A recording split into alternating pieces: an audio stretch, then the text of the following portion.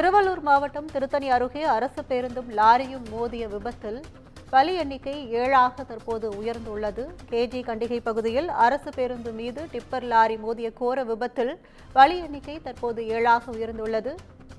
விபத்தில் பாதிக்கப்பட்ட 15 பேருக்கும் மேலாக மருத்துவமனையில் அனுமதிக்கப்பட்டு சிகிச்சை அளிக்கப்பட்டு வருகிறது. கூடுதல் விவரங்களை செய்தியாளர் சுதாகர் வழங்க கேட்கலாம்.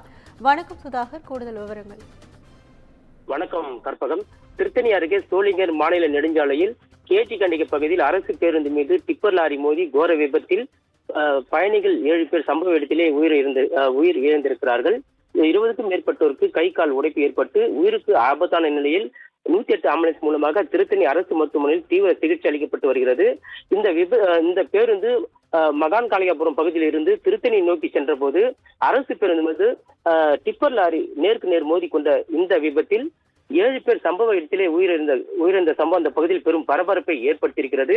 இதனடுத்து தகவல் அறிந்து சம்பவ இடத்திற்கு விரைந்து வந்த திருத்தணி போலீசார் சடலத்தை மீட்டு பிரேத பரிசோதனைக்காக திருத்தணி அரசு மருத்துவமனைக்கு அனுப்பி வைத்து இந்த விபத்து குறித்து விசாரணையானதை மேற்கொண்டு வருகிறார்கள். கற்பகம்,